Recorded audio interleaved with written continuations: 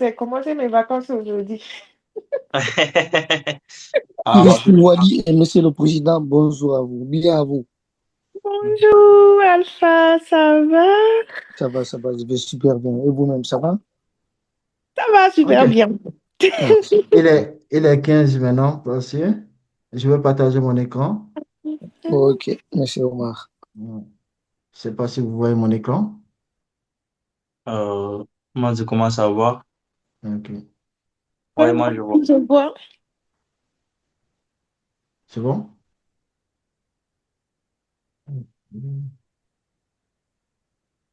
Ok.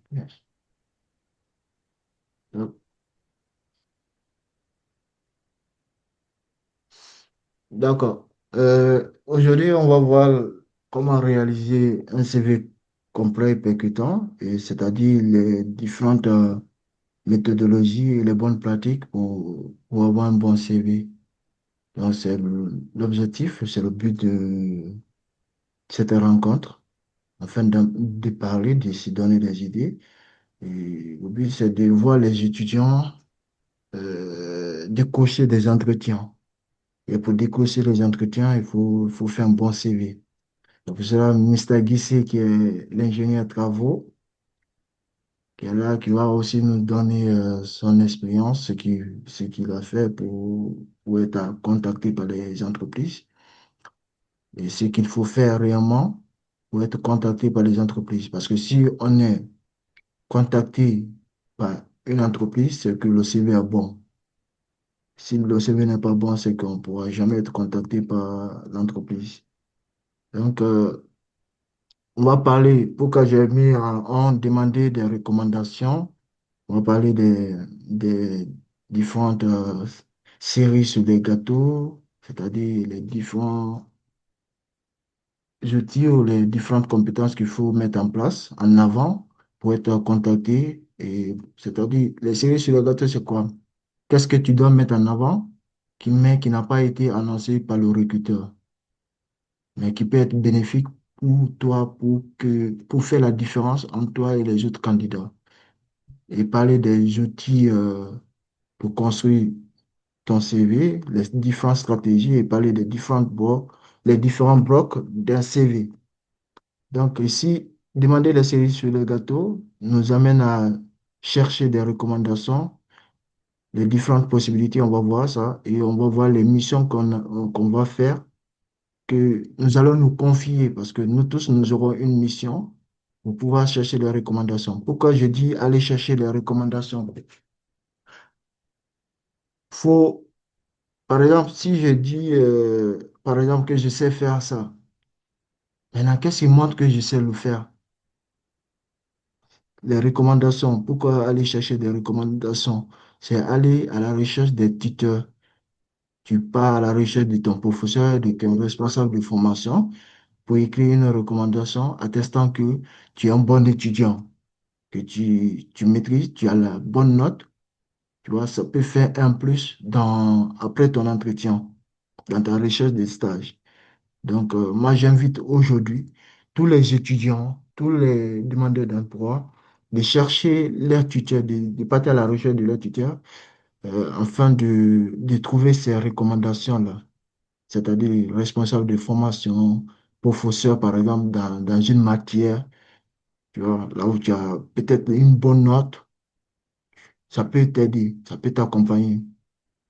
Et ton tuteur, même si c'est un dîner, même si cela date longtemps, c'est pour cela que j'ai dit, même si c'est il y a 5 ans, ne te fais pas ces soucis, ces personnes où là où tu as fait le stage, ou là où tu travailles, même si c'est au restaurant, peu importe le lieu, il y a non seulement le savoir-faire, mais il y a aussi le savoir-être. Par exemple, les gens qui travaillent au restaurant ou dans d'autres secteurs, l'entreprise, là où le chef d'entreprise de ces secteurs-là peuvent t'accompagner en te recommandant, par exemple, à une entreprise. Ils disent que peut-être toi, tu as un bon, tu es social, tu es organisé, ça peut t'aider parce que les entreprises cherchent quelqu'un rigoureux, sérieux, dynamique, organisé, accueillant, social. Donc, ça peut être un plus pour toi, pour montrer à l'entreprise pourquoi toi, pas les autres, sans même parler.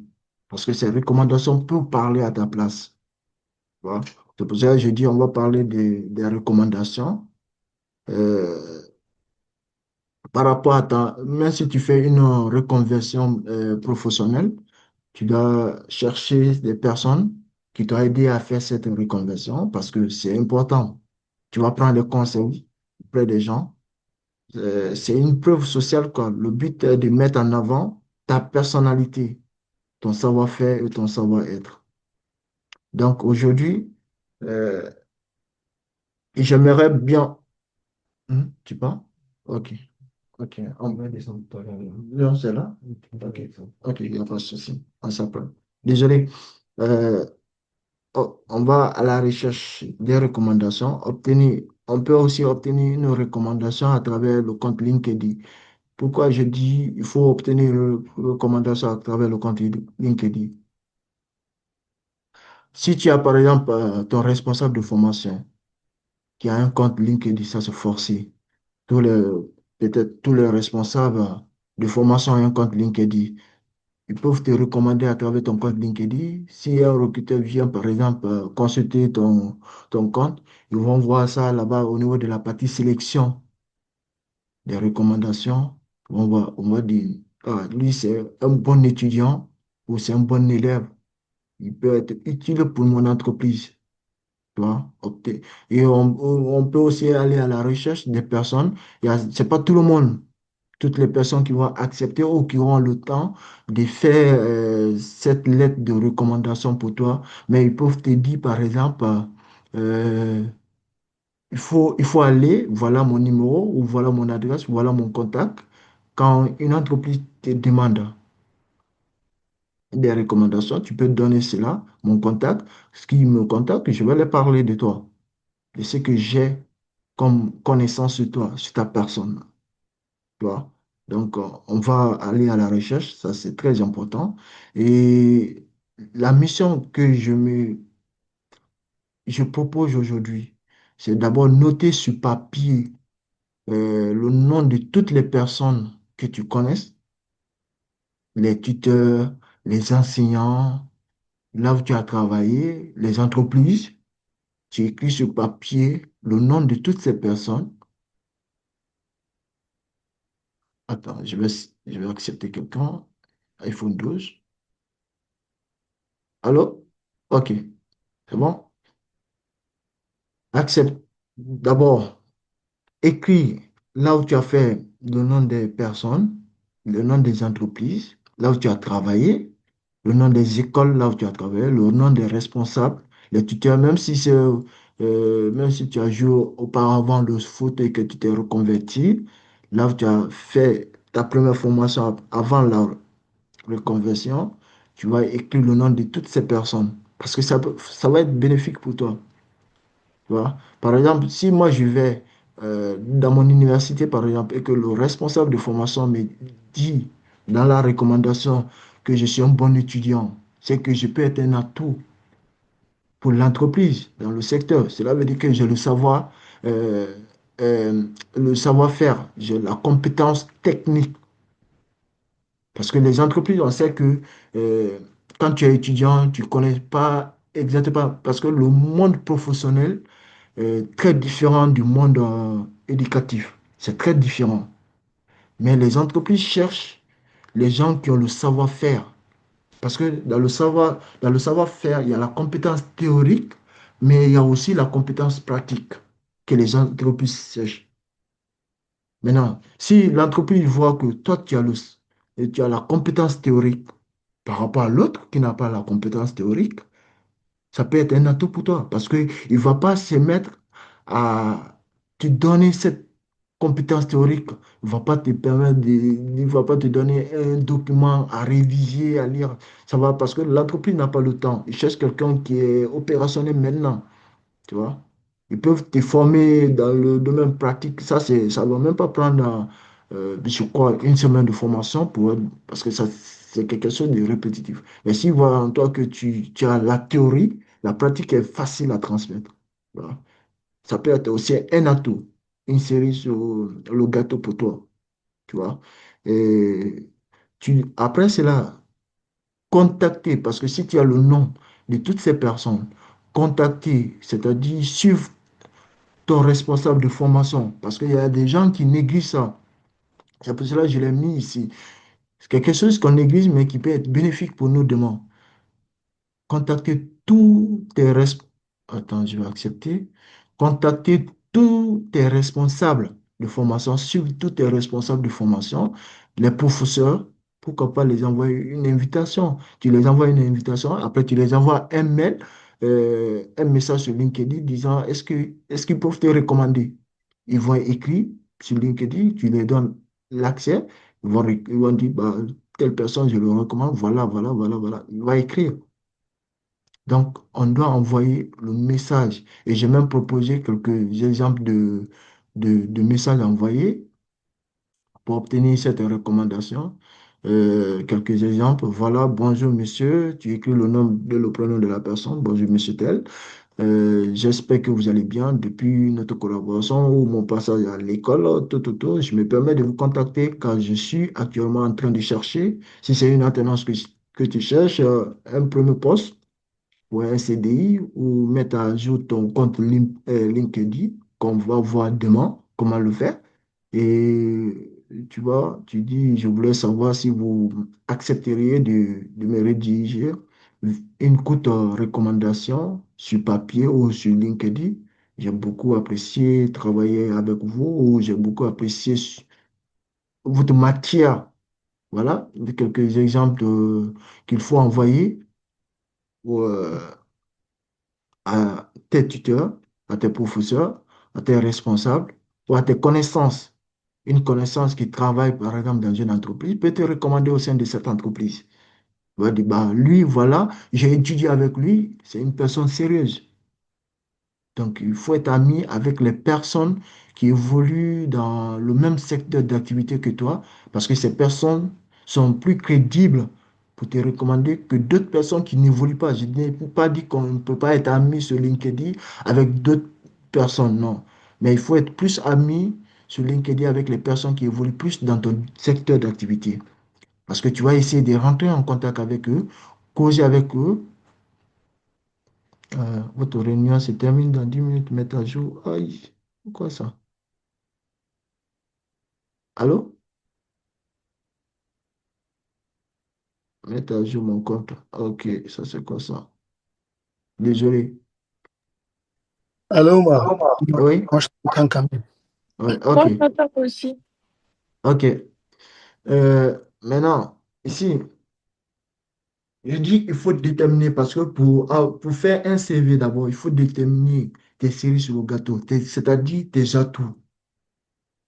Tu peux voir, l'autre est mobile, mais ton concurrent, ton adversaire, qui va postuler parce que c'est une compétition. La personne là n'est pas mobile. Ça peut être ton atout. Pourquoi l'entreprise doit te prendre? Est-ce que toi, tu as le permis? Si tu as le permis, ce sont des choses qu'on met en avance. Si tu as la maîtrise des logiciels que l'autre n'a pas, mais l'entreprise utilise, tu peux dire, bah, voilà, euh, tu vas lire la description. C'est pour cela quand on veut postuler à une offre d'emploi, par exemple, comme ça, il faut beaucoup regarder les missions. Parce que quand on regarde les missions et qu'on voit que, parce que pour des entreprises, ce n'est pas les mêmes missions, tu vois. Si on voit et que telle mission, par exemple, toi, tu as une maîtrise, mais il y a quelque chose que tu connais aussi qui fait partie du poste, qui peut être un atout pour l'entreprise, tu me le mentionnes. Tu mentionnes. Ça peut créer une différence. Ça peut faire quelque chose. Par exemple, ta maîtrise de la langue anglaise.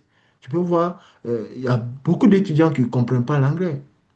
Mais tu mentionnes, il y a certains qui ne vont pas le mentionner parce qu'ils vont dire parce que je ne comprends pas l'anglais. Est-ce que si je mets ça lors de l'entretien, euh, ça ne va pas me bloquer? Tu vois, il y a des gens qui doutent, ils ne mettent pas cela. Et toi, tu mentionnes cela. C'est très important pour montrer à l'entreprise, non seulement tu sais parler le français, mais tu as encore, surtout les grandes entreprises, ils cherchent des personnes qui comprennent l'anglais, qui parlent couramment l'anglais. Donc, s'ils voient que dans ton CV, tu as l'anglais, tu as le niveau, tu mets le niveau que tu as, sans mentir, parce que si tu dis que tu as le niveau B2, ils vont te poser des questions sur le niveau B2, hein. Quand tu dis que tu as le niveau A1, A2, ça peut être un atout pour toi. C'est quelque chose, tu vois. Et moi, j'ai passé des entretiens dans des entreprises où on m'a invité dans les grandes boîtes et on m'a posé, surtout à Storm, là-bas dans la cour, quand je suis rentré dans la cour, c'est une petite histoire. Quand je suis rentré dans la cour de l'entreprise, j'ai- je ne voyais personne parler français, tandis que l'entreprise est basée en France. Tout le monde parlait anglais. Voilà. Donc, c'était vraiment un atout. Mais moi, je ne comprenais pas, je n'avais pas le niveau avancé en anglais. Et ça m'a permis de m'inscrire dans mon compte de formation, suivre la formation en anglais, tu vois. Et donc, c'est des atouts qu'on peut mettre en avant, même si on n'a pas, mais on essaie d'apprendre, parce que ce sont des choses qui peuvent rentrer en compte pour que l'entreprise te contacte. Les certifications, il y a des gens, ils disent, par exemple, mon CV n'est pas, euh, il n'y a pas de place pour mettre les certifications. Si tu as suivi des formations où tu as été certifié, ça peut être un atout. Ce sont des choses que les gens négligent, mais que les entreprises tiennent en compte. C'est pour ça que je dis, je vais organiser cette rencontre pour parler de cela, parce que je vois beaucoup de personnes négliger cela, mais ce sont des choses qui sont très importantes. Les compléments les compétences complémentaires, c'est-à-dire, si toi, par exemple, il y a Maury qui est là, qui est président de l'association. Tu mentionnes dans ton CV que tu es président des Guinéens de Reims. Cela veut dire que tu as le leadership en toi. Tu maîtrises le management, tu sais gérer une équipe, tu vois. Donc, ce sont des choses qui sont vraiment importantes pour l'entreprise. Mais si tu ne mentionnes pas, l'entreprise, c'est-à-dire le CV, en fait, en quelque sorte, avant de rentrer, doit parler à ta place. Le recruteur ne doit pas voir ton CV et essayer de poser la question, le CV là parle de quoi? C'est-à-dire le CV, quand le recruteur voit ton CV, il doit comprendre sans te poser la question. C'est l'objectif de cela. C'est pour cela que je dis construire un CV percutant, un CV qui parle à ta place, bien avant que le recruteur te parle. Donc, c'est pour cela il y a deux outils. Actuellement, dans le monde professionnel, les entreprises, les RH, ils reçoivent beaucoup de CV. Ils peuvent recevoir, par exemple, plus de 500, 500 à 1000 CV par jour. Tu vois? Et ils ne peuvent pas lire parce qu'ils sont humains comme nous. Les recruteurs sont humains comme nous. Ils ne peuvent pas lire les CV. Actuellement, les entreprises commencent à adopter le système ATS. Je ne sais pas si vous avez entendu parler de cela. C'est pour cela que vous pouvez envoyer un bon CV, mais qui ne répond pas au système ATS. C'est un logiciel que les entreprises ont conçu qui aiment ici, quand ton CV vient, ça vient directement dans cette base de données. C'est pour cela qu'on reçoit souvent des refus sur nos mails. Ce n'est pas les recruteurs, c'est le même message qui vient. Ce n'est pas les recruteurs qui écrivent, mais c'est le logiciel, c'est la machine, en fait, le robot qui est là, mis en place, qui ne répond pas au système ATS. Il te renvoie et dit, bah, malgré cela, bah, tu n'as pas été retenu. Tu vois? C'est pour cela on doit mettre non seulement le CV, actuellement dans le monde professionnel, ce que j'ai remarqué avec le peu d'expérience que j'ai, le CV standard qu'on utilise, c'est le CV qui peut être bon pour la candidature, pour faire une candidature spontanée. Envoyer une candidature spontanée. Ça, le recruteur aura le temps de lire. Ça peut être utilisé pour les autres cas de figure, envoyé par mail, ou si un recruteur te contacte, par exemple, les boîtes qui recrutent, les cabinets de recrutement peuvent t'envoyer, par exemple, un mail demandant un CV. Donc, tu les envoies cela. Le CV standard, ça peut être bon parce qu'il aura le temps de lire. Mais si c'est une candidature en ligne comme ça, euh, généralement, le CV qui passe, c'est le CV ATS. et on va voir comment faire notre standard à un CV ATS pour répondre aux exigences des entreprises, pour avoir plus de chances d'être recrutés. Et moi, je conseille les gens de faire 80% de leur temps à envoyer les candidatures spontanées avec le CV ATS, avec un dossier de candidature de motivation. Mais on va chercher un autre jour pour pouvoir construire ensemble un dossier de motivation où on va joindre le CV standard, les inscriptions, on va mettre les compétences et encore les expériences qu'on a eues. Même si c'est dans le domaine footballistique, on va mettre toutes les expériences et ça peut aussi nous permettre d'envoyer une candidature spontanée. Parce que de nos jours, c'est pas toutes les entreprises, parfois même le recrutement se fait à l'interne. Parfois même, nous ne sommes pas informés si telle boîte ou telle entreprise cherche un candidat ou un ingénieur ou comme ça un stagiaire. Donc, c'est en envoyant des candidatures spontanées, un recruteur peut se rappeler, il va dire, bah voilà, je cherchais un ingénieur, voilà, il y a quelqu'un déjà qui m'a envoyé, je vais le contacter. Tu vois, ça augmente la probabilité, la chance d'être recruté aussi. C'est pour cela, moi, je conseille aux gens, 80% des personnes, de leur temps, je leur conseille 80, de passer 80% de leur temps à envoyer des candidatures spontanées en joignant bien sûr un dossier de motivation et que 20% de leur temps à envoyer les candidatures en ligne avec le CVATS. Et c'est l'objectif de ce lieu. Et pour cela, je vais envoyer par message des exemples de CV et on va voir, euh, on va essayer de faire ensemble le CV